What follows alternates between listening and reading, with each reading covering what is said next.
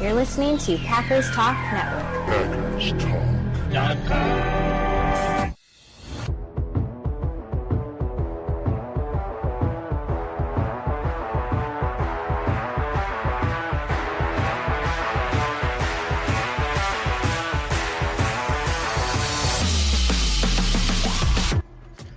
Welcome to the Packers Weekly Podcast, part of PackersTalkNetwork.com. I'm your host, Miles Teddick, joined by your co-host, Tim Hamilton. We are just diehard Packers fans that love talking about the Pack. We're not getting into all of the national sports media nonsense and talking points, all the crap they get into. We are sticking to the top topics around the Pack every week, breaking down games during the season, sorting through all the drama and the rumors and the draft of the offseason. If y'all want to support this podcast, please spike that like button for us. Give us a follow on those socials. Most importantly, though, head on over to YouTube, type in Packers Talk Network, and hit the subscribe button on the Packers Talk Network channel. We would greatly appreciate that. Really helps us out quite a bit. And we love y'all, our subscribers, listeners. You guys are jumping in the comments with us every week. Absolutely love you guys that are following along with us. So appreciate you. And tonight we are creeping up on the draft. We've got some draft crushes. We've got a special guest joining us. And then we're going to do a fun mock draft, and we needed a tiebreaker on that. So but before we get into it, our show is still, once again, sponsored by Wisconsin's own Ticket King. For over 30 years, Ticket King has been providing Packers tickets to Packers fans, as well as Bucks, Brewers, and Summerfest tickets. Summerfest coming up. You can find them on the web at theticketking.com or visit their locations in Green Bay and Milwaukee. Remember, support those local Wisconsin businesses. If you're not in Wisconsin, support those local businesses around you. Makes a big difference for those folks. Good evening, Tim. How you doing, sir? Good evening, Miles. I'm doing great. It's finally draft week. I feel like we've been talking about this for 6 months now. So thank God it is finally here. And yeah, exciting times. We finally get to see some new Packers by the end of the week. Yeah, man. We play all these guessing games forever, and then we finally get the cards laid out on the table, Right. And then we'll be itching to break down the film of all the guys that are definitely new Packers.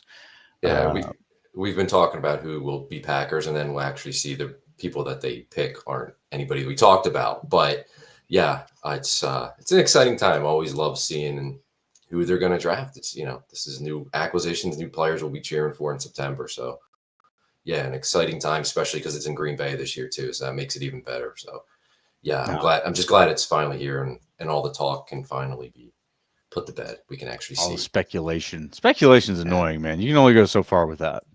Yeah, some of it's really good and really helpful, and it makes you know background on these players on the other team, so you can kind of figure out what guys are going to be there when the Packers are picking. But then it gets to the point where it's just too much, and every player's rising, every player's falling. There's 60 guys who won't make it to pick 23. That doesn't work out by math. I know that. And then you see there's 10 guys who are going to be falling to them that nobody thought was going to be there. So it just gets to be overkill and just too much noise. But now it's finally down to, the final days, and we can really focus in and get ready to see who they're going to be picking for 3 days. Oh, there they are. No, absolutely, man. And we've also got somebody joining us this evening to help us, bring a little bit more draft perspective in, and break some ties in the mock draft if we need to. But we have had Coach Marty Jenkins with us before. Welcome back, sir. How you doing? I'm great. It's a beautiful rainy day up in Green Bay, 48 degrees. I mean, God, classic I Wisconsin. was excited for Thursday. That is just classic Wisconsin weather. I could not handle that. I heard it was supposed to be decent. I mean, is that Wednesday's supposed to be 70, and Thursday's rain all day with a high of 45. Okay, so never mind. Saturday morning. Woof. Tease the day before, and then that's it. Yeah. Blood pull. Yep. Follow Luke Sampe. He's the best weatherman up here. Yeah, there we go. Shout out Luke Sampe. But Coach, tell our listeners about yourself for those who didn't catch you last time. Yep. High school football coach. just wrapped up my 15th year. We fell a game short of going to state for the second time in 3 or 4 years. So hopefully this year we'll, get back there. We have the number one player in the state coming into this year, and he happens to be our quarterback. So that's a great place to start. Hell yeah, man. Definitely a great place to start. And that's a heartbreaker, though, just getting right there and falling short. But I'm sure those guys are pretty motivated in the offseason by that. Yep. Nice, man. That's where well, yeah. So 15 years coaching, you've seen a lot of players come through, and you and I have had some good talks about some draft prospects and stuff, man. So I'm glad you were able to come back and join us. Yep. But yeah, so kicking it off here, we've gone through all the position groups. We've broken down kind of who we think are maybe more relevant to the Packers and maybe who's less. We haven't spent a whole lot of time on Travis Hunter and those types of guys, Ashton Jeanty. But we've done all that. Now it's draft crush time, right? Like everybody, we've watched the film, we've second guessed the second guesses, and now it's second guessing those second guesses. So, we've inevitably fallen in love with players that we will not ever see wear a Packers uniform. And we should now talk about who those guys are. So, I mean, Artie, lead us off, man. Like, give us a few of your draft crushes, maybe from, a couple at the top and then a few maybe lower down in the other rounds that folks might not be as familiar with. Sure. So I'm going to start at the D-line. I kind of have a different philosophy this year with the D-line being so deep. If they take one in round 1, I'm all right with it, but I'd rather wait and get a guy in the 4th round with a round 2 grade. So one that's high up on my list, I want to say CJ West, but I mean, everybody's fallen in love with him. So I'm going to pick a different one. Actually, they both play for the same team of Nebraska. Oh, okay. Ty Robinson, he has started a Nebraska record, 60 games. Okay. Yeah. That's meaningful. Tackle. Yep.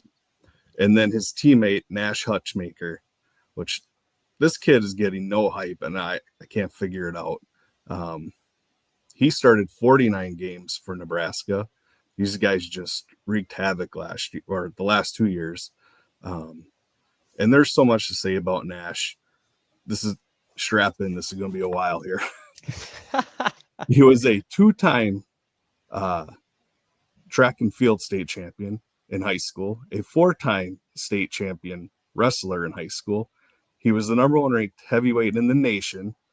His senior year, he had 30 pins under 1 minute. He must have been bored last year at Nebraska because he went out for the wrestling team, wrestled heavyweight, and qualified for the NCAA championship. And then on top of that, he's an academic All-American. Wow. Yeah. So how does a guy like this get so little buzz? Yeah. Yeah. So those 2 defensive tackles for Nebraska, I can't wait to see where they end up. And they're just blue-collar kids. No, I saw Hutchmaker at the Shrine Bowl, and I mean, he looked the part. I wouldn't say he looked like the most dominant guy there, but CJ West and several others were there too. So, that was actually a pretty interesting group to watch there at the Shrine Bowl. But Hutchmaker, he's got a combination of things that teams usually really like. Yeah. But the D line, I agree, man. That it's there really are. There's guys that you could take there at 23, but man, you might also find some second round talent as far as the 4th round and maybe even deeper, depending on how things fall. Tim, you got any D line draft crushes on you? Well, the obvious one who I think you and I have been talking about for a couple months now, and a lot of other Packers fans are talking about, is Derek Harmon. I like him a lot, and he's one of those guys you're going to have to take in the 1st round. But I just think he provides the Packers with versatility. Like, I can't see them spending a 1st round pick, let alone like a top 100 pick on a defensive tackle who's just going to play 3 technique and rush up the field and not be able to stop the run. Like, they want somebody who can play all 3 downs and be counted on all 3 downs, because they have Wyatt, who's a 3 technique pretty much only. Kenny Clark has some versatility, but we saw them try to move him around last year and it didn't really work out. So maybe he goes back to the nose, but I think they want somebody especially if you're taking somebody in the first round that is going to be more than just one position, that has a little bit of flexibility. And I think Harmon does that with his size. And obviously, the pressure numbers he had at Oregon last season were incredible.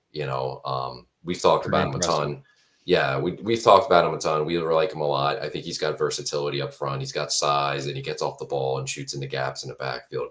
So, yeah, I mean, he's an obviously a round one guy, but I think Marty brings up a good point, is that it's such a deep class that don't worry if they don't get somebody night one, if their first round pick's not a defensive tackle, because there's plenty of guys that are going to be going second, third round into, fourth and the fifth round. So, well, I mean, based on, and this is not always accurate, but based on kind of the media boards and consensus in that, a guy like Hutchmaker is going to be available on day 3. Oh, for sure. Yeah. And you're talking about academic All-American and All-American wrestler. I mean, like, those are huge things for a guy on the D-line. I mean, just in a guy in general, but wrestling specifically in the trenches, man, I know that's a big thing. And there's some successful wrestlers out there. But Mike Daniels was a wrestler, wasn't he? That's what it was. I knew there was somebody recently that was relevant. It was Mike Daniels. Yeah, right. An Iowa guy, that Midwest, man. You guys in your wrestling. But yeah, that one, a guy like that in a different class is, maybe a round 2, round 3 type of guy. But in this class, he really does just kind of get drowned out. There's so many guys to talk about. I'll even pull a few from lower down the list. One is Cam Horsley. He's going to be a day 3 guy, Boston College. He had a solid Shrine Bowl. He had a fumble recovery in the game and a great week of practice, but he was just a mean dude. That one, and again, that's one that Hafley's going to know, right? You're not going to have to guess a whole lot about that. But yeah, he's just one that he kind of reminded me of Mike Daniels. He seems like he's got kind of that sour attitude, ready to just get after it every day, and really felt like a Packer type guy. Another one that I've recently really, classic draft crush, kind of fallen in love with is Deion Walker. I love the idea of his size. He had a great Senior Bowl, and the Packers are big on Senior Bowl guys. But, and we talked about this before on another episode that, it's kind of a copycat league. The Eagles just win the Super Bowl, and they've got monsters on their D-line, and the biggest guy that the Packers have on the D-line right now is 6'3", 315. That's Kenny Clark. And that's obviously TJ Slayton has not returned, but yeah, so you need a monster on that D-line, and I think Deion Walker's a guy that could be available in later rounds that, maybe day 2, day 3 kind of guy.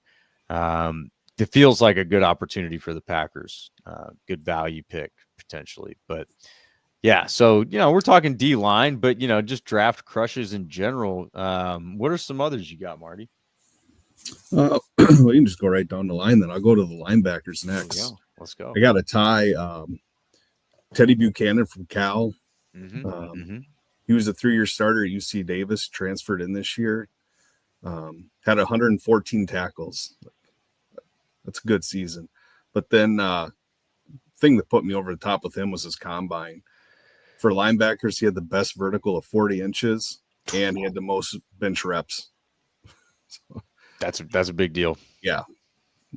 I mean, he's a day 3 linebacker probably, and he might be a steal. And then my other one's Chandler Martin from Memphis. Last 2 seasons, he only had 206 tackles. So, I mean, tackling machine. Goodness gracious. Yeah. No, and he actually had a pretty decent Shrine Bowl as well. He was making some plays in practice. Yeah. One day, I believe he had a pick 6. But, yeah, he's a pretty impressive guy. Yeah. And it's guys like that you can really get a lot of value on day 3, and those are the types of guys it feels like the Packers usually have a good beat on, right? Like those special teams, the guys that have a little bit more potential to offer, and I think Chandler Martin falls into that category there. Yeah, and low risk, high reward, right? Absolutely. No, and another guy that I was going back and taking another look at you were mentioning linebacker and Buchanan, being kind of a testing freak. And, another guy that was obviously he tested off the charts was Nick Emmanwori, not on the D line, but, I was going back and watching some of his film on YouTube, and he had a 43-inch vertical. And you ask yourself, like, does that show up on the tape, or is this guy just like a good, gym rat? And some of the tackles he makes, you can see it. You can see him, and he's able to launch himself. And it's kind of unique. He's one that I think that will be obviously taken kind of high because of his athleticism, but I think he'll translate really well. He looks a lot like Isaiah Simmons, funny enough, who is just visiting the Packers and hasn't gotten a deal yet, man. Kind of disappointing. But they're coming from different perspectives, right? Isaiah Simmons was more of a linebacker with, was super athletic and could be kind of a safety, whereas Emmanwori is more of a safety that you could put him in the box if you need to. But he's a great tackler, man. Some of the tackles he makes, they're explosive. He's able to reach guys a little further. You don't really talk about like tackling radius very much, but he's got a larger tackling radius than the average Bear. Shouldn't say that, man. We don't want to talk about the Bears on this podcast. Sorry. But it's just stuff like that. Like sometimes you can get a workout warrior and it doesn't translate really well. Emmanwori seems like he will translate well to the NFL. I'm kind of excited to see where he goes and what he does, but I would qualify him as one of my draft crushes there. And he kind of goes right along with what you were saying about Buchanan, though, Marty. That's what made me think of that. Tim, toss us another one of yours. So I'm going to go. We've been talking about the guys up front a lot. I'm going to go edge rusher Donovan, and I'm going to kill his last name, Izaraku, from Boston College. I don't know how realistic is the Packers would take him because he's a little bit under 250 pounds, which is smaller than they like. But man, he's fun to watch, and he was highly productive at Boston College. Tackles for loss, sacks, uses his hands well, can fly around the edge. I think he's probably never going to be a great run defender, but I think he's okay. He's not one of those guys that doesn't want to do it. You see some of these later edge rushers that just want to fly off the edge and get around the tackle, and they could care less about run defense. He actually tries to play run defense. It's just he's a little lighter. Obviously, the tie's to Hafley for whatever that's worth, but it could be worth something. But just a highly productive, technical pass rusher. It would obviously be different than what they have. They prefer the bigger guys, but he kind of gives them a different flavor, which I think is good sometimes. You have all these same kind of big power rushers that take a little longer to get there. It's nice to have that change up that can get to the quarterback a little quicker, and he would do that. So Izaraku, or however you pronounce it, I like him a lot too, from Boston College. Yeah, and he's one of those that you can be certain if they take him, they know who he is. Because of the Hafley there's connection. No secrets. Yeah. Right. And they know how to use them too. Absolutely. And sometimes you may look at that and go, because it could be a player they don't take. And that may just be like, they know that that's not the guy they want. So that's just, there's a little bit of extra security in that. But on tape, he definitely looks like a guy you'd like to plug into the Packers. No doubt about that. Yeah. How about you, Marty? You got any other guys on the defensive side you want to toss out? Yeah, I'm going to actually piggyback on Tim. One guy I can't figure out why his draft stock has fallen is Jack Sawyer. That Ohio State kind team, of a puzzling one. They were loaded, and he was the alpha male of that team. Yeah. I love that kid. He's unbelievable.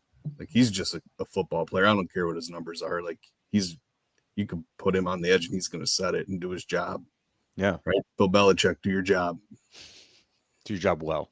Yeah. Yeah. And he made plays in the biggest games. Like, their biggest plays, changing the games in the playoff games. So, highly productive. And it's weird because he kind of you kind of heard the buzz when they were in the playoffs and he was making all these great plays.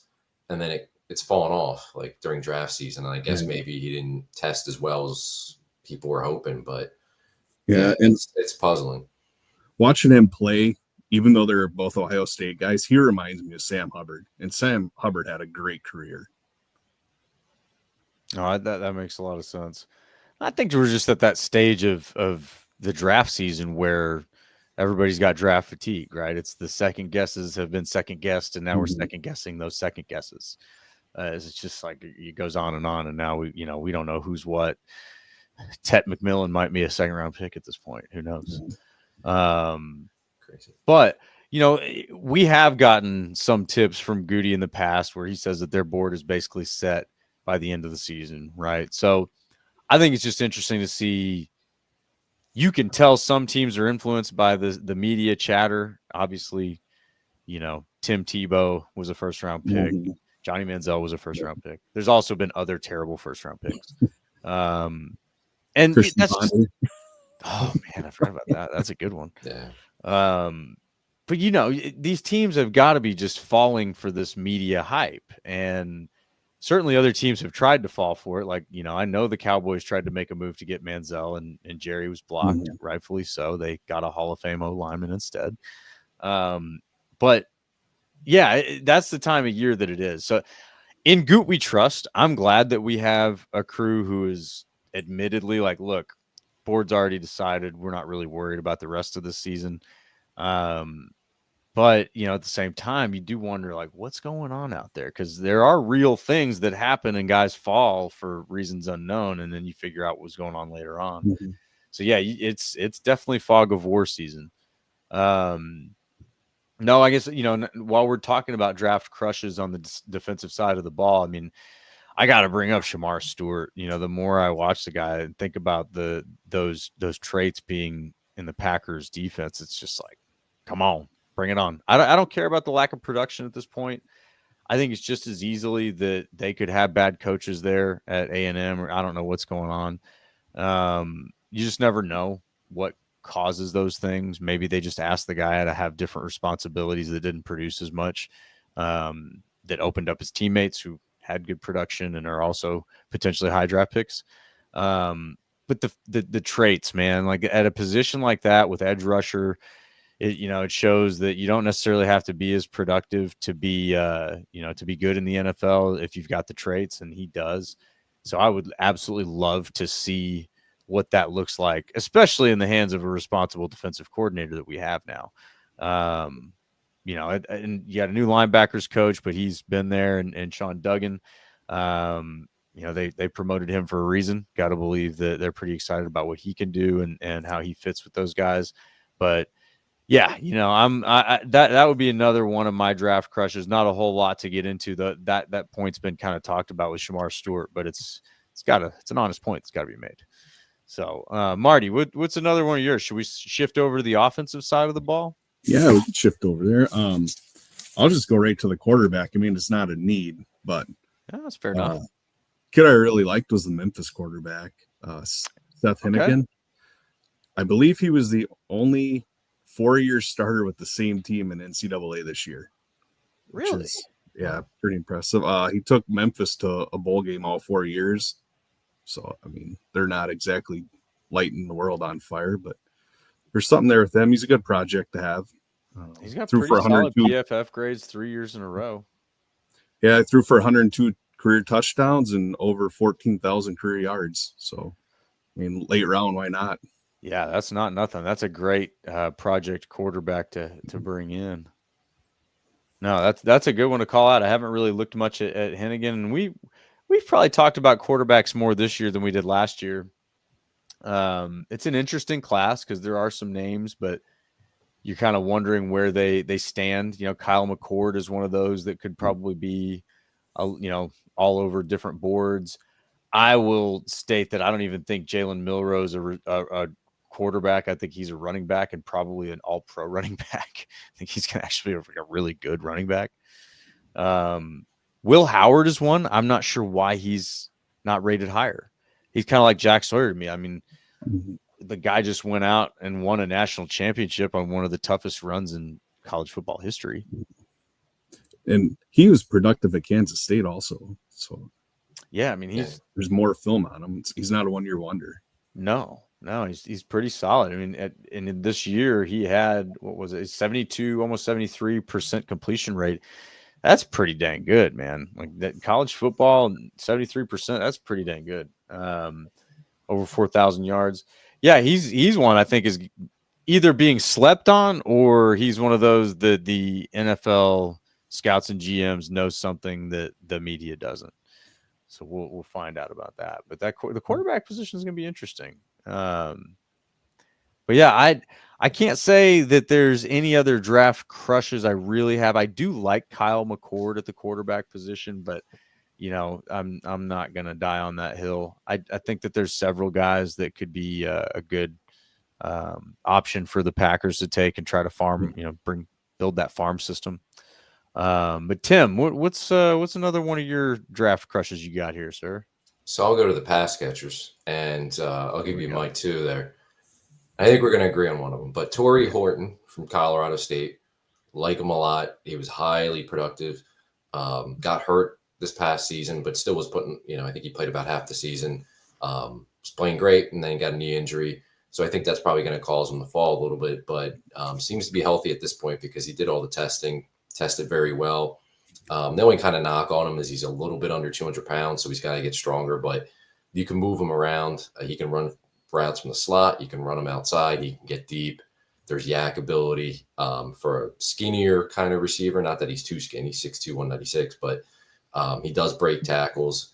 And if you go back a couple years, they played Colorado. He had a huge game against Colorado. We talked about Travis Hunter and Shedeur Sanders in that game. Torrey Horton was really damn good. I mean, and it's Colorado State. That's what they had was Torrey Horton. So every team that played him could game plan for him, and nobody could stop him, including Colorado. Very good, and I think he'd fit in nicely and be able to be a versatile receiver for the Packers where they can move him around the formation. He doesn't have to be stuck in one place. He's not a slot-only guy, though he could play there. I think his fit would be really nice on Green Bay, especially, he's a third or fourth round pick.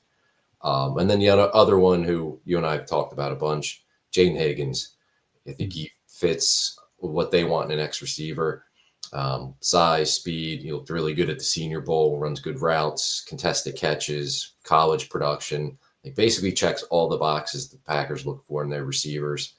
I don't think we need to get too much more into him since we've talked about Higgins a lot, but it's kind of there. It's on film. And what's interesting is they've had a few receivers up to Green Bay for some visits.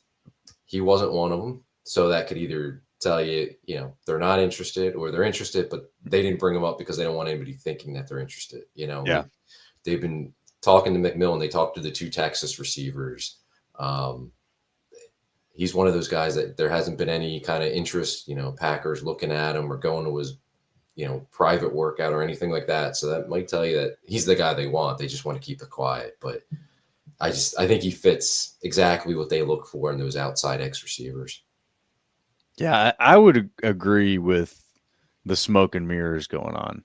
I think some of those visits, those 30 visits, are definitely, I don't know, little chess moves more than they are, what they would seem on the surface. Because again, they've probably already got their board figured out. Those guys, they're bringing them in. If anything, they could be learning about those players because they're worried about having to play against them. You can learn about those guys and who they are, and then that way, whenever you got to play against them, you can scout a little better. And a lot of it's medical checks and character checks if there's question marks on those guys. But it's interesting that they bring up Emeka Egbuka from Ohio State, who's really good too, because he's as clean a prospect as you can get, and he's highly productive.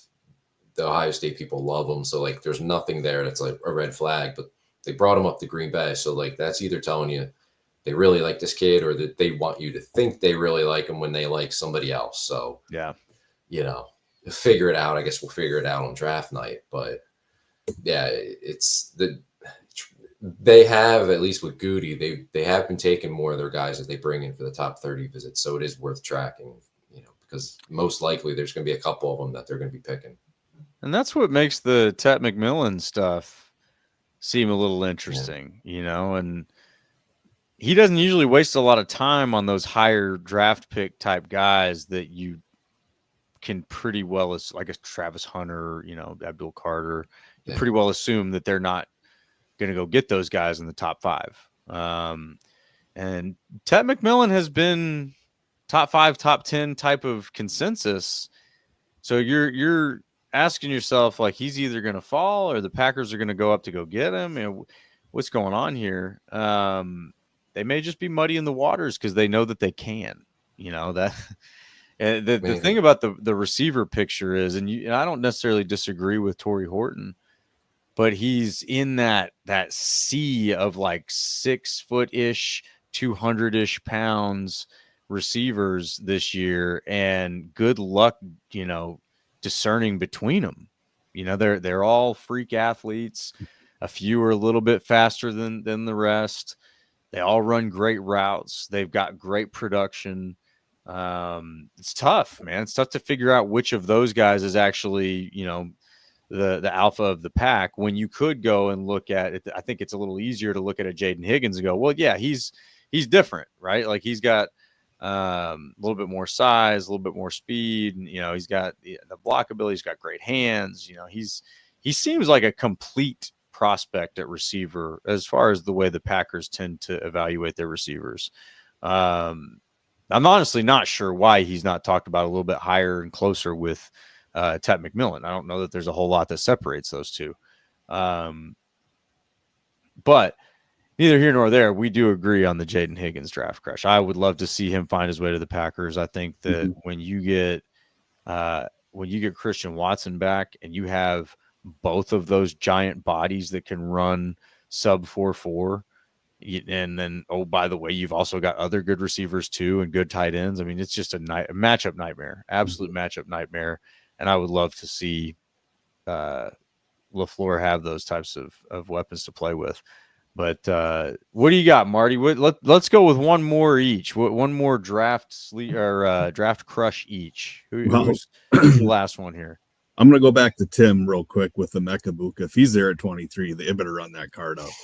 Don't even hesitate. So you think that he separates himself in that pack that I talk about there? Yeah, and a lot of people say he can only play inside. And last time I checked, New England was pretty successful with Edelman, Amendola, and Wes Welker. Sure. Yeah. It's not a bad combination. I think he can play outside. Maybe. I think he can do both. And I think like the Packers offense, where they do so many bunch formations, condensed formations, like it doesn't really matter if he's slot or not. Like he can do both. I think he'd be fine there.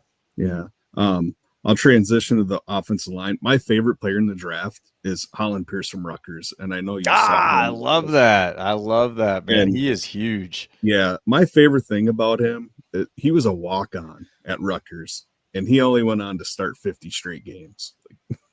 That is impressive as a walk-on. That's huge. Yeah, just take the ball and run with it and never look back. Like, especially at a position as important as tackle. Yes, like put that guy on my team. I'll find a spot for him. Well, and he's like 6'8"? 6'8", 340 is listed at. 340? Yeah, he might be bigger than 340. So my question was, because he was at the Shrine Bowl, can a guy who's 6'8" move well? Because a lot of times those taller dudes have, knee problems and they're just not as athletic. Holland Pierce is athletic, man. Yeah. That guy can move. I don't look at him and worry about his durability or anything. Like, that guy can definitely play ball. I'm actually curious why he's not talked about a little bit more. Maybe again, attention goes in other places. The D line's pretty fun to talk about right now, but yeah, that's a good one, man. Tim, who's another draft crush you got? So I'll give you one. Somebody you saw down at the Shrine Bowl, Bryce Cable-Dew from Kansas. All right. Yeah. Yes. So played a lot at Kansas. He was a tackle. He's going to be a guard, but might have some of that versatility to occasionally kick out there. But like him a lot. He's quick. He's got good strength. Dominic Pooney came from there last year, and he went right to the Niners, and I think he started every game. He was really good, and he's going to be a really good player. So I think Cable-Dew might be the next one up that can do something close to that. I think he's a versatile lineman, which the Packers obviously love, and they love the converting tackle into a guard, and that's what Cable-Dew is going to do. Yeah. So I actually got to interview him for a little bit of an extended period at the Shrine Bowl, and he sounds very comfortable with all the different O-line positions. He sounded very enthusiastic about meeting with the Packers. And yeah, he gave off those vibes that he's kind of a Packers guy. He definitely seems like that kind of guy that can move around and do what he's asked to do and not worried about it. So I definitely love that one. He's on my draft crush list, although I didn't put him on here. But man, big shout out there. Let's go, Bryce Cable. We want to see you be a Packer. And I'm not gonna venture far for my last one here. My last draft crush, Tate Ratledge. Man, give me this guy. This is like O-line aura to the max. Like I want this guy in my O-line room. He's a champion from Georgia, right? They've won national championships. He's been on that O-line. He's played well, played a lot of snaps, mostly at right guard. So there's not as much demonstrated versatility, but he's athletic, right? He's got a high RAS score.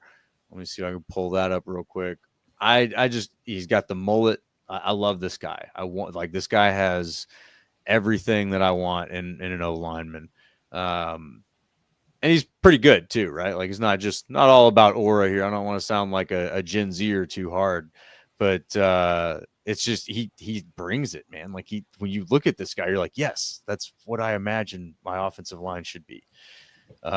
Brings the Josh Sitton type vibes back. But yeah, that guy I would absolutely love to see the Packers find a way to bring in. Try to bring up his RAS score real quick. Oh yeah, he's got a 996 RAS here. So officially listed at 6'6", 308. He had a 32-inch vertical. That's crazy, man. That is a big dude jumping 32 inches. To be clear, like, there's some of these receivers in this draft class that jumped lower than that, right? Deontay Thornton is one of them that comes to mind. A lot of people want to talk about the 6'5" receiver that can run 4.3. Yeah, well, he can't jump as high as a 300-pound offensive lineman, so hard pass. Anyway, micro opinion there. Tate Ratledge, again, he got under 5 on the 40, a 4.97. Just, yeah, he's an athlete. I think he'd be versatile. I think if you got to shift him around, he'd probably do well with it, and would love to see him wearing the green and gold. So, all right. Well, so we just listed a few draft crushes. I know you guys have been getting after it in the chat, seeing some good names pass through there. I see a little chatter about Chimere DK, former Badger receiver, went down to Florida. He's flying under the radar quite a bit, but definitely think that he's underrated. I don't know if I love him for the Packers. I think he's a smaller guy. I don't know if he's a guy that has the skill set that's going to necessarily, I don't know, like when you're looking at, we talked about this more last year than we have this year. We're looking at that room and picking guys. Like, you want to take a receiver who's going to have a chance to contribute. And I just don't feel like DK is one of those guys. I think he'd be probably firmly at that receiver 5 or lower position. But he's a good player. He'd add great depth, and he'd probably be a really great special teams player. So good name to have out there. All right. Let's jump into a mock draft, shall we? Let's see here. Let's get this thing going. Let me see if I can pivot us on over without taking too much time. Mock draft simulator. Here we go. All right, we're off and running. All right, we're gonna do 7 rounds. It'll be fast. We're gonna do it for the Packers, so we'll just no trades. We've already established that PFF's trade judgment is skewed at best. Yeah. But here, the settings we're going to do half and half on the public versus PFF board, half and half on the care for positional value, half and half on the draft for needs, and then a little bit lower on the randomness side. Don't want too much randomness, but maybe a little bit. We all agree to these terms? Are we good with this? Feel good about it? Fine with me. All right. Let's start this bad boy up. All right. Round 1, again, ignoring trades. Okay, so looking at the overall board, this is telling us that Kelvin Banks Jr. is available. James Pierce Jr. is available. Matthew Golden. I know most of Packers Twitter is going to be jumping at that one here. We've also got Omarion Hampton. I don't know that I would expect him to make it to 23. That is an interesting one. Gray Zabel, offensive lineman out of North Dakota, North Dakota State. And Trey Amos. Let's see, Shamar Stewart is still available. We got a lot of names here, guys. Is there any kind of inclination you guys have here? Anything come to mind? Any impulses to say we got to have that dude? So, yeah, I mean, I think it's based on what I'm seeing there, it's Shamar Stewart, but some of these offensive linemen are interesting too. And I know people will go crazy about that they take another offensive lineman, but between Connerly, Zabel, and Banks, interesting. Like, there's some good fits there and some guys that can play multiple spots. But yeah, based on Mikael Williams is there as well. So if Williams and Stewart are there, I think it's between those two as far as what the Packers would realistically do. What do you think, Marty? You agree? Yeah, I see Tim's point. Just for me personally, I'm taking Gray Zabel at this point. He played all 5 positions at North Dakota State. I mean, you can never have too many linemen. But he had a hell of a Senior Bowl. He did. And to Tim's point, though, I mean, we need an edge player. So between the two, he said, I'm going to Walker if those are my 2 choices. You mean Williams? Mikael Williams? I'm sorry, Williams, yeah. Okay, yep. I was like, which one's Walker? Yep. Okay, interesting. All right, so you guys are both leaning towards pass rusher on this. If not, maybe a shade of offensive lineman here. So no temptation to go Matthew Golden? No. Not for me, no. No? Okay. Let's see here. I don't see the chat lighting up too hard on our Showers is saying pass on Golden. Wait. All right, man. I hear you. Okay, so we're passing on the receiver. The running back that's there, that one's an interesting one. I wonder if somebody would try to trade up with the Packers to get him. All right, well, if we're going pass rusher here, I definitely want Shamar Stewart. But you said Mikael Williams, Marty. Tim, you got to break the tie. Man, that's tough. Wow. I probably lean Williams too. You lean Mikael Williams? Hang on a sec. Go back down a little bit. We might have a controversy. Yeah, Derek Harmon's there. Still there, yeah. Derek Harmon's there too. So now what do you want to do? Oh man, we got a little bit of a this is a tough pick. It really is. All 3 of those guys being there. I mean, that would be perfect for the Packers if all 3 of them are sitting there. You trade out of the first round. They probably would, yeah. Well, and in this scenario, this is kind of what Goot talked about, where if you've got multiple guys that you're okay with here and you think you can get maybe 5 spots back and still have at least some of those guys there, if not just one of them, that's the move, right? And I think they've done that a few times. It seemed like that's how they got Kevin King. That's how they got Christian Watson. That feels like that would be the move here. We did say we're not going to do any trades, so that just gets too convoluted. And again, we don't really trust PFF's judgment. But you know what? I still want Shamar Stewart. I think I've planted that flag for me. I want Shamar Stewart. Does Derek Harmon being there change your mind at all, Marty? No, and Goody says best player available. Best player available. So best player available is Kelvin Banks. Should we take Kelvin Banks? No. Okay. Well, then I guess Shamar Stewart technically. Yep. Yeah, take Shamar. All right. Tim is not happy. We're making sure that that's documented. Tim does not agree with the pick. I would be fine with Shamar Stewart, but here when Williams and Harmon are there, that's tough. But I think we can all agree we'd like to trade back in that scenario. Yes. Give us take 5 picks back. And I saw that Shedeur Sanders was still available there as well. So I think if one of those quarterbacks is there, it definitely seems like a potential move for some of the like the Browns. Maybe if they don't take a quarterback with that first round, then they might be trying to climb back into the end of the first to get someone like that. All right, so we're here at pick 54. Let's see here, just a few off the top that are available, and then we can maybe peruse through the positions to just make sure we don't miss anybody. But we got Demetrius Knight available for South Carolina, Carson Schlesinger, Dylan Sampson, Caleb Johnson, Travion Henderson. Now that's a name that is interesting at this pick. Mm-hmm. Jalen Royals. Now, there's one that I'm a big fan of Jalen Royals. Maybe even at 54. I don't know. Might be a stretch. Elijah Arroyo might be the most athletic tight end in this draft. Kyle Williams is another receiver I know people are getting a little bit hyped about. Darian Porter, pretty solid cornerback there. That's one that I would not be surprised by at all. What are we thinking, guys?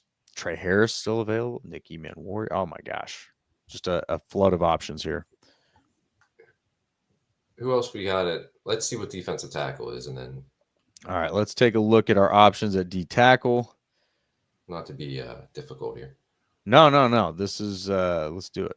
So CJ West is the name there at the top. We got Alfred Collins behind him, Shamar Turner, Vernon Broughton, Jordan Phillips, Ty Robinson down there from Nebraska, Jamari Caldwell. There's some good names there. Even JJ Pegues, I've heard some good things about. How about receiver? Because I think they're getting a receiver on Friday night. You need either a second or a third. So we already got our pass rusher, right? So All what right. do we? What is Royals. Jalen Royals is one that I would have a hard time passing. I think if he had a full season this last season, you'd be talking about him in the first half of the first round. He's kind of there with Trey Harris too. They both had a full season of stats in like 8 games. They were both on a tear, multiple 100-yard games, multiple touchdown games. They were both looking great. I would have a hard time passing on either one of those guys here. I'm fine with Royals. All right, Marty, what are you thinking? You want to see a different position? Oh, I saw my guy when you were scrolling. Who is it? I'd be okay with Royals, but if Travion Henderson's there, I mean, he is too hard to pass on. You can throw him a check down and he might take it to the house. And the Packers don't have anybody like that. No, He's you're so right. explosive. No, he really is. And honestly, I feel like this is kind of blasphemous because it's still a fresh wound, but he feels like Aaron Jones to me. Yes, absolutely. And I could probably a better version of Aaron Jones, honestly. And people would lose their minds with anger if they pick a running back in round 2. I don't think I can. That might be why Goot does it.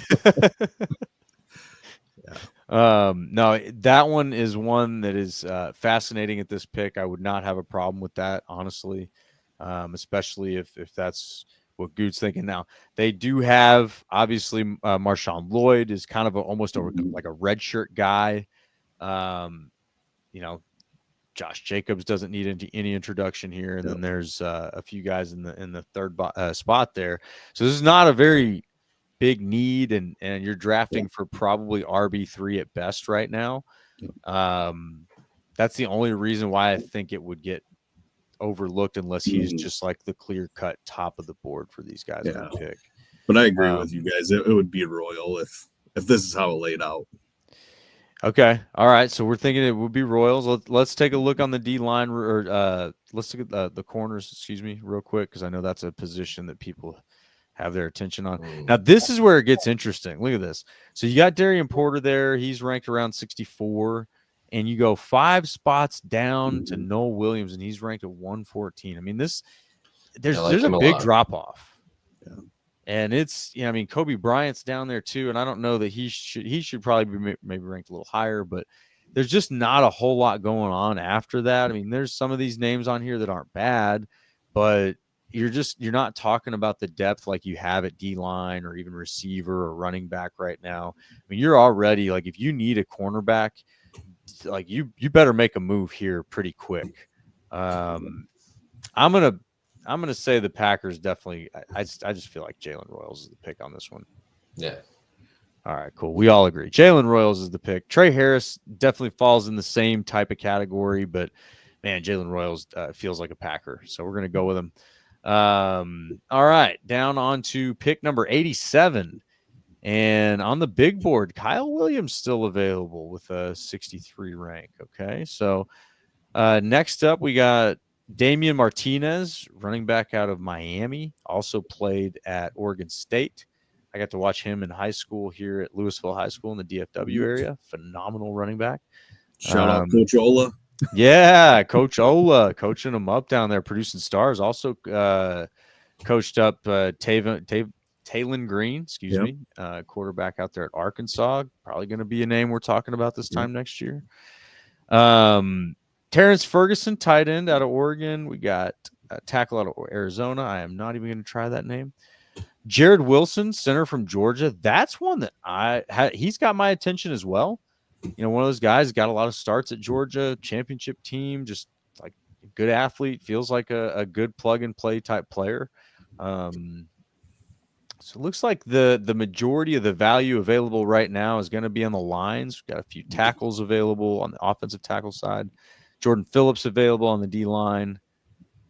Any names here that Jalen Milroe, look at that. Should we take Jalen Milroe, guys?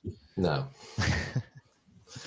And any names that are jumping out here that are must-haves? You got Savion Williams, Harold Fannin.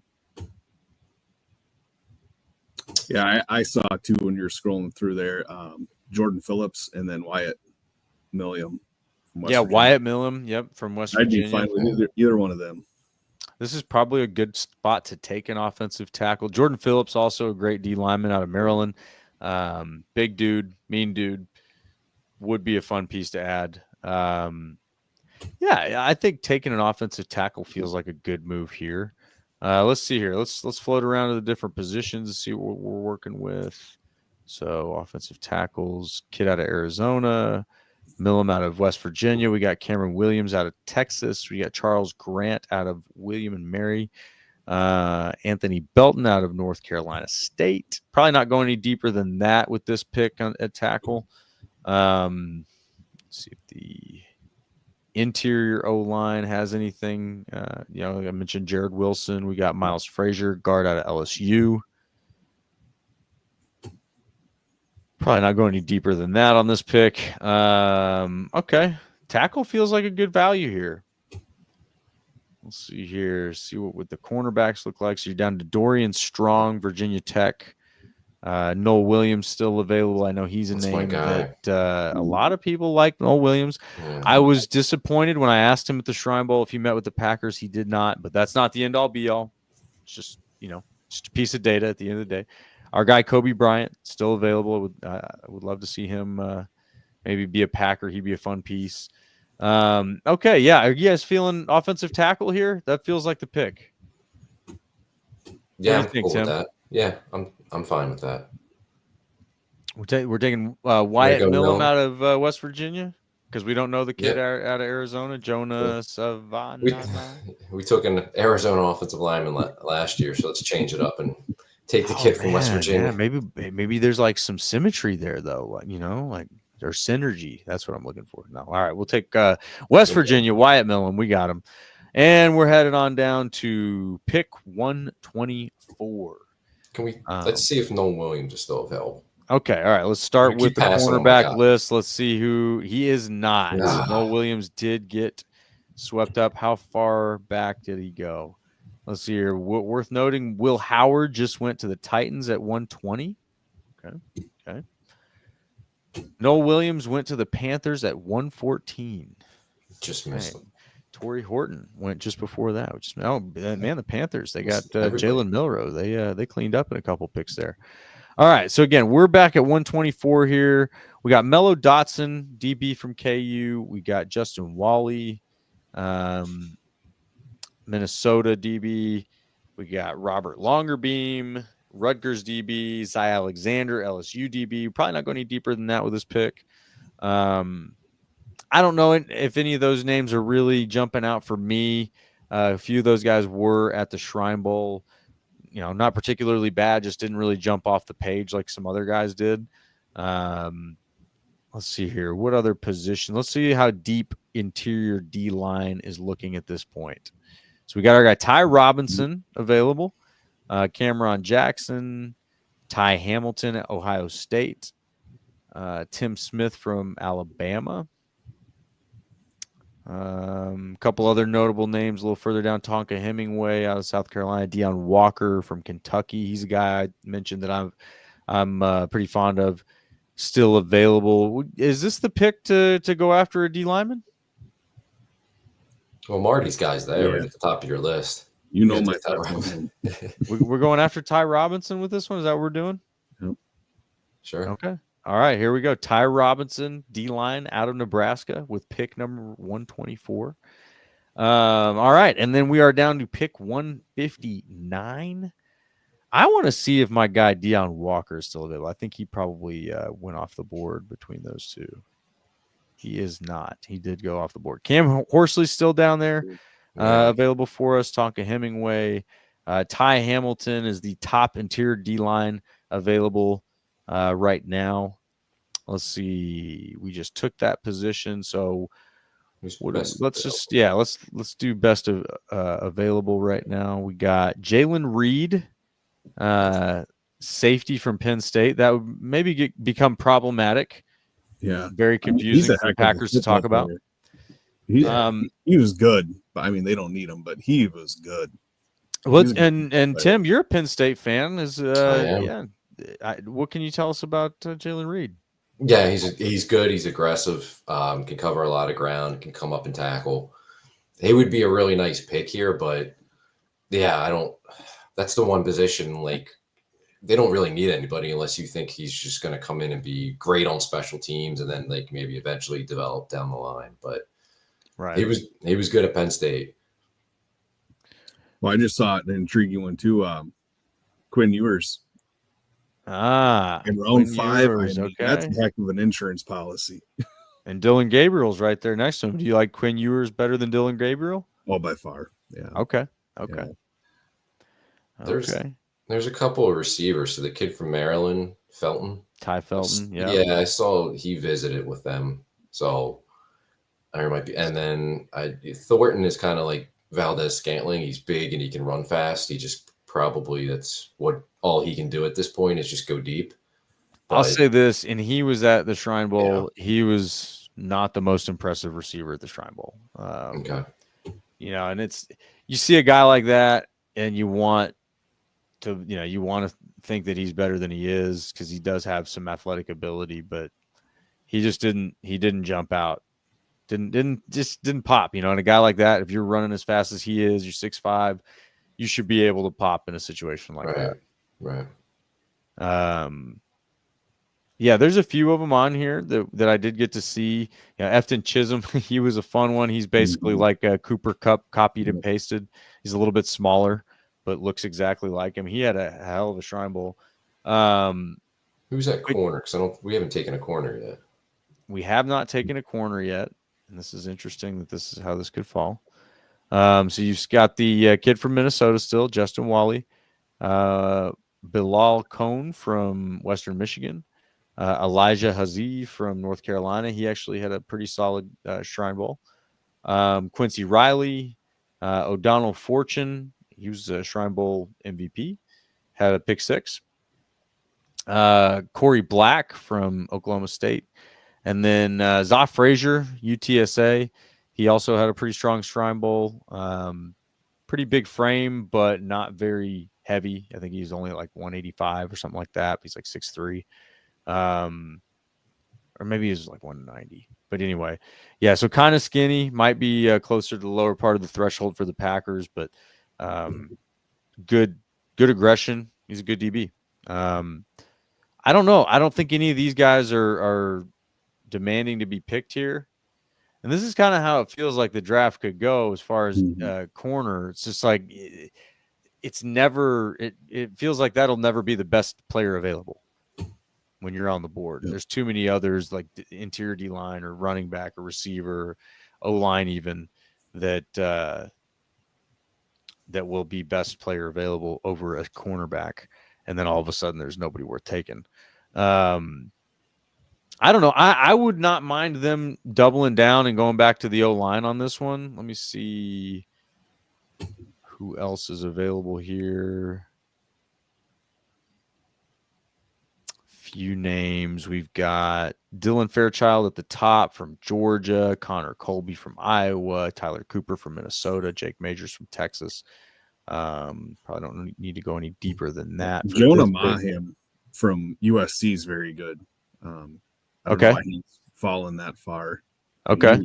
He was their best lineman by far this year, and he's listed as a center. Did he play center? Yep, that's what he played at USC. Okay. Mm-hmm. Yeah, he's played a lot of snaps, and he's played at different positions. So in 2023, he played left tackle. In 2022, he played right guard and right tackle. And then in 2024, obviously played center. So yeah, he's got Packers written all over him. Mm-hmm. Okay, yeah, look at that, Jonah Monheim there.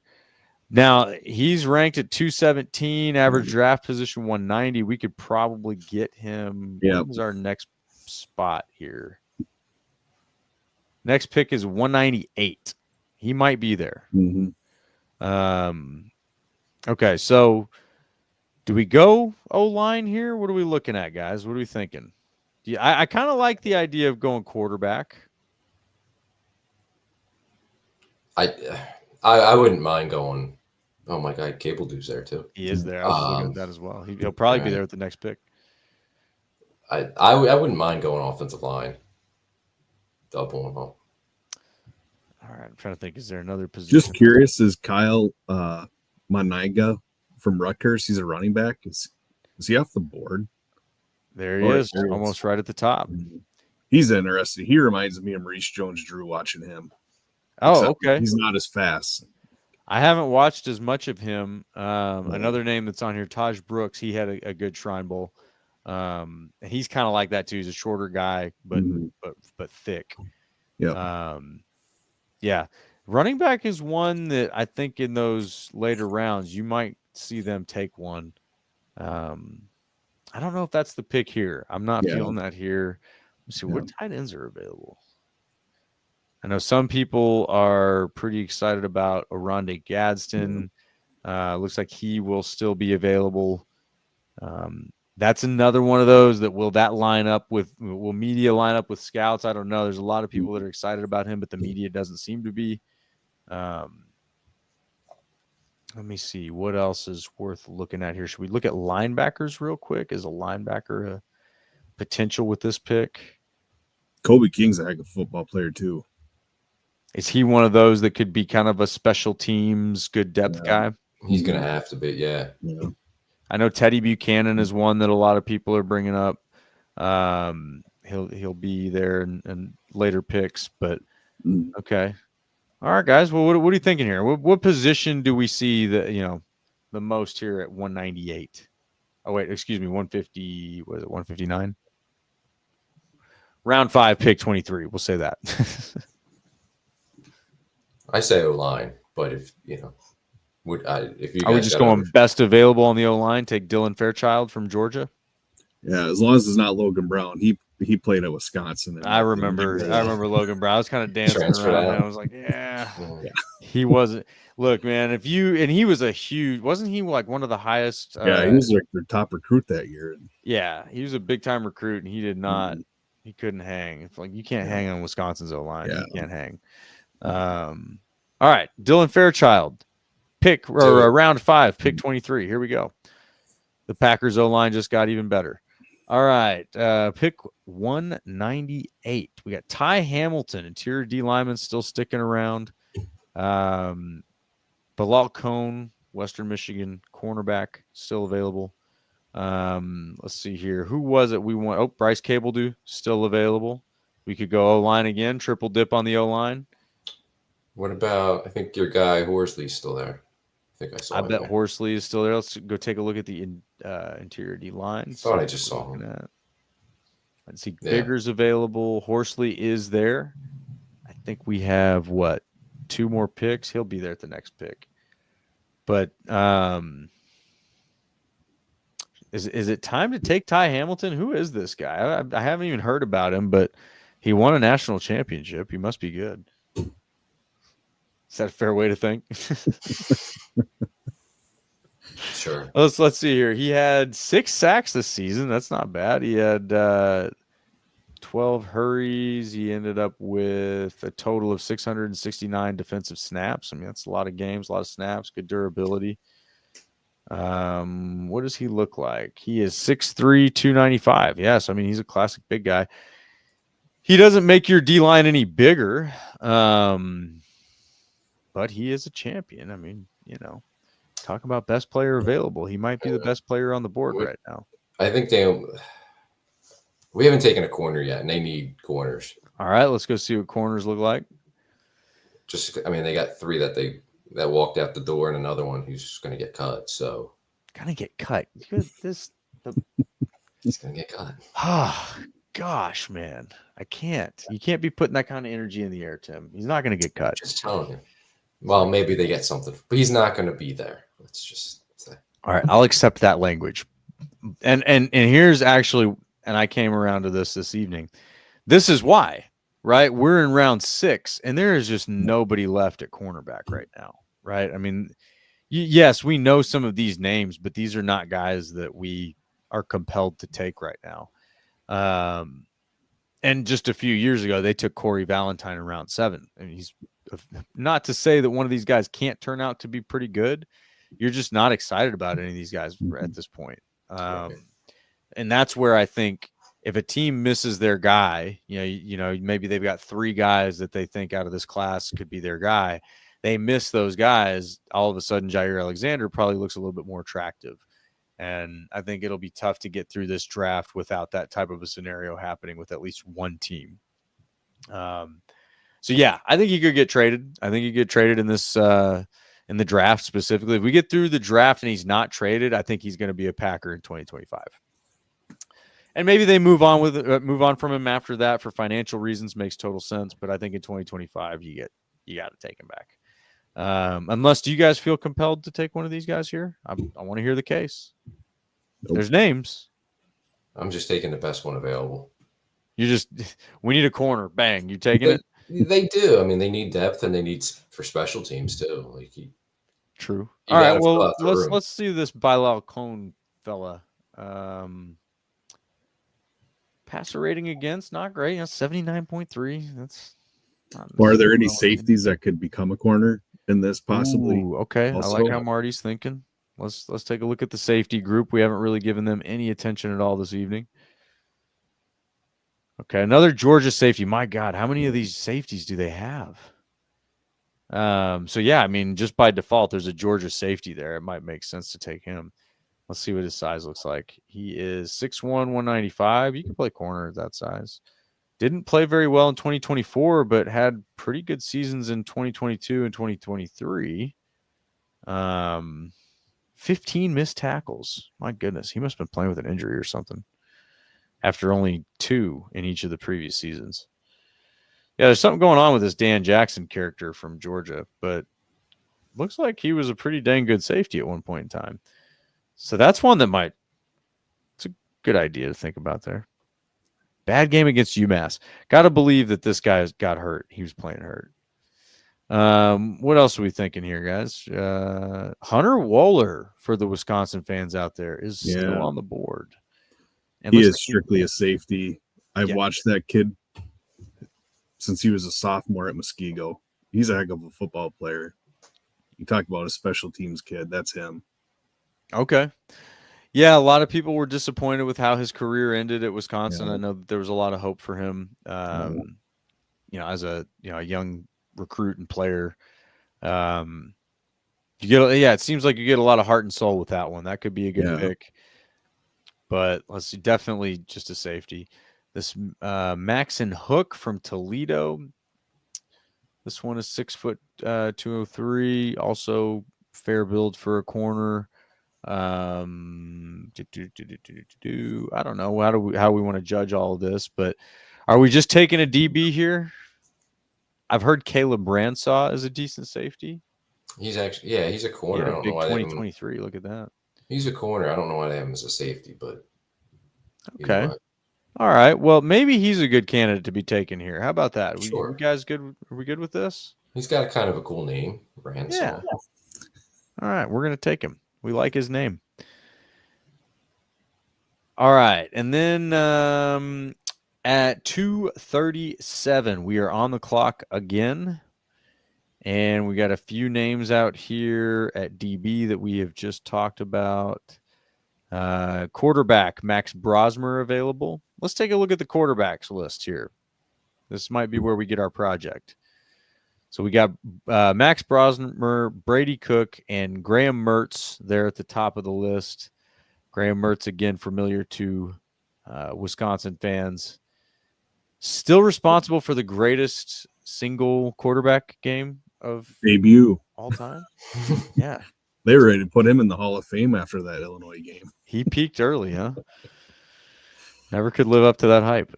Seth Hennigan's still there. Your guy's still there. He's a good project available. We've got one more pick after this. We could probably take our project quarterback with.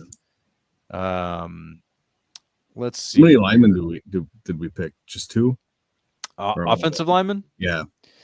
We have quick summary here from the draft. We got Shamar Stewart with our first pick, Jalen Royals with our second pick, Wyatt Millum with the third, Ty Robinson with the fourth, Dylan Fairchild with the fifth, Caleb Ransaw with the sixth, and now in the 7th round, pick 237, we have yet to make a decision. So that is 2 offensive linemen. I'm sure there's 2 receivers I like late. The Eastern Washington kid, like you said, and then Horn from Colorado. I'm sure Horn is a good one. Chisholm is available. He wouldn't be a bad. Will Shepard also. So, excuse me. Colorado has a few guys here. You got LeJontay Wester. Yeah, Will Shepard, and I wonder if. He's already off the board. The other one that you were talking about. Horn, he's already off the board. Chisholm here. Chisholm's a solid one. He's one that actually he'd be a great special teams addition as well. Not very big, so his type is not just because he's white, but he's probably like your Wes Welker type guy because he is a smaller guy. I think he's like 5'10", 5'11", but you want a gutsy dude that can catch the ball and he's just going to go until the day is over. That's that guy, man. He doesn't know how small he is, and he does not know anything except for 100%. And it's he was fun to watch during the Shrine Bowl week. And there's 3 receivers that their contracts are up after this year too. Yeah, so we have taken Jalen Royals, so that helps the situation, but haven't taken anybody else.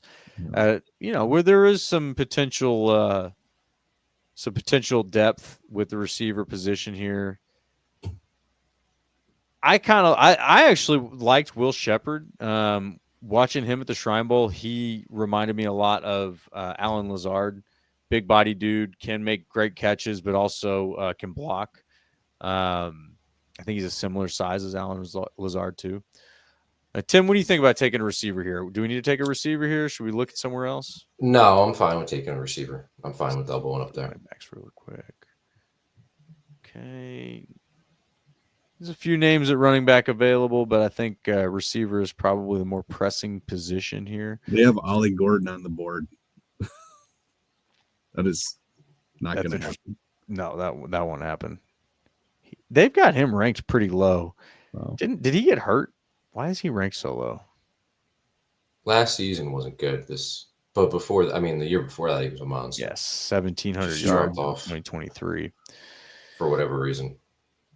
Maybe the O-line didn't play as well. Yeah, but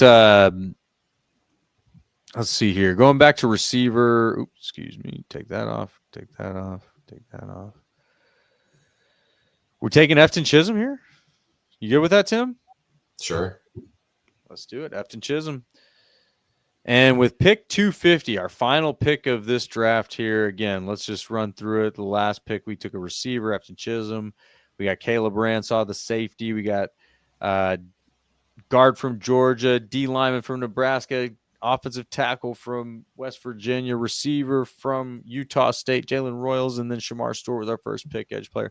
All right, so we've covered the bases except for cornerback. Should we take Zot Frazier here? We got a safety, Caleb Ransaw. We think he's actually more of a corner. I got it. Do you double up on that and give yourself some extra insurance? Are we looking for I mean, yeah, I mean, you're looking for like special teams guys, so like corner, safety, linebacker. Let's see here. D-line, Nash Hutchmaker is still out there. Like I said, he's ranked really low. He does not have their attention, this one. So yeah, the D-line, there's a few names available here. Thor Griffith, Howard Cross. Nazir Stackhouse is one that I talked to at the Shrine Bowl. Interesting character, big dude. Yeah, so you could go D-line here. You're not getting any special teams value out of that pick. Let's check out our linebackers real quick. We haven't really done much with the linebackers in this group. Kane Medrano is one that I'm fond of. Also got to interview him at the Shrine Bowl. Very neat dude to talk to, but he tested really well. I think he's got one of the highest RAS scores for linebacker. I'd probably campaign to grab him here. Okay. Yeah. Anybody against that? Nope. Fine with that. Take a look real quick, see who's available at quarterback. Again, Graham Merce, Seth Hannigan's there. Cam Miller from North Dakota State, I know, is one people have talked about. So you could probably get a decent project quarterback as a undrafted free agent. But all right, so with the final pick here in this draft, we're going to take Kane Medrano, linebacker out of UCLA, freak athlete, will probably be a great special teams contributor. Seems like a strong character and good depth in the linebacker room. All right, guys, let's see what PFF thinks of our draft here.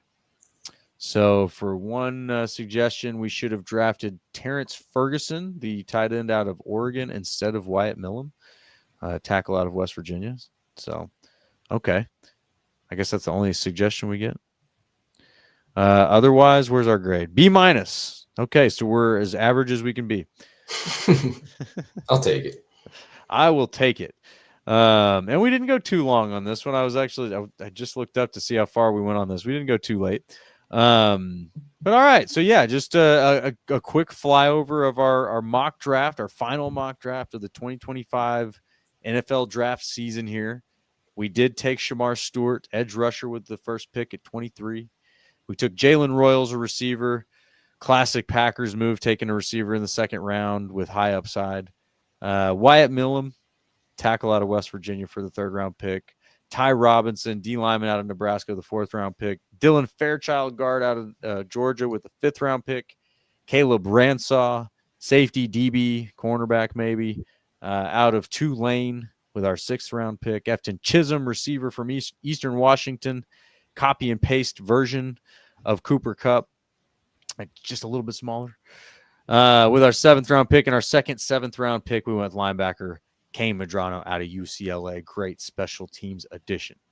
All right, we're in the top 57% of Packers drafts, for whatever that means. So what do you guys think? Do you think we're winning championships if we get this one? If we make this draft? I think a lot of people are going to be mad because they don't they don't want another defensive tackle who is going to take 3 years to develop. So yeah, we have enough of those. Mm-hmm. Even though if he develops, he could be really good. He's the most athletic edge rusher the Packers have ever had if they draft him. I mean, it's kind of a fun thing to say, right? That's kind of like Edgerrin Cooper and being the most athletic linebacker the Packers have ever had, which is probably true, right? Yeah, I mean, he's got to be right up there. Mm-hmm. Well, so we'll see. We'll see. And we've got good coaching. Coaching matters. We've talked about this, right? We got a coach with us, Marty. You can't sit here as a coach and tell me coaching doesn't matter. You got to have a little bit of talent, but yeah. Well, the guy has some talent. Yeah. Yeah, well, and you're probably not doing it right if you're not pissing off half of Packers Twitter anyway. So, if Packers Twitter had their way, we wouldn't have Jordan Love. Yeah, it's true. But all right, man. Well, we took this one late, and I'm not mad about it. I appreciate you for joining us, Marty. Thank you so much, man. Anytime. Always good to spend some time with you and talk ball. Yep. Yeah, man. Do you want to shout out your Twitter or anything? Shout out the football team or anything? Just West Superior Phantoms. There we go. Conference champs last year. Hopefully we can improve on that. Let's go. Let's see you go to state, man. Yeah. We're rooting for you. But all right, cool. Well, if y'all made it this far with us, we thank you so much. We thank you for our listeners, our subscribers, all the folks in the comments. You guys getting after it. Great conversation out there. Thank you so much. If y'all would spike that like button for us, helps us great deal in that YouTube algorithm. You know, that's how you got to work it these days. And most importantly, head on over to the Packers Talk Network YouTube channel. Hit that subscribe button for us. That's a big one. That goes a long way. And, we might be doing some live streams through the draft here. We're going to see how things shake out. So stay tuned. We'll tweet out some stuff, or you might just get a notification if you're subscribed that we're going live. But yeah, so I think, Tim, right, we're going to try to do at least one draft live stream, maybe Thursday night, depending on how exciting things are, maybe Friday night when we got a little bit more to talk about. We're going to try. So you guys hang in there with us. And otherwise, come on back Monday night, 9:30 p.m. Central Time. We're going to live stream. We're going to break down the whole draft, all the picks, everything. We're going to have some fun with it. And most of all, we're going to talk Pack, man. That's what we do. So thank you guys for joining us. Thank you for listening. Most importantly,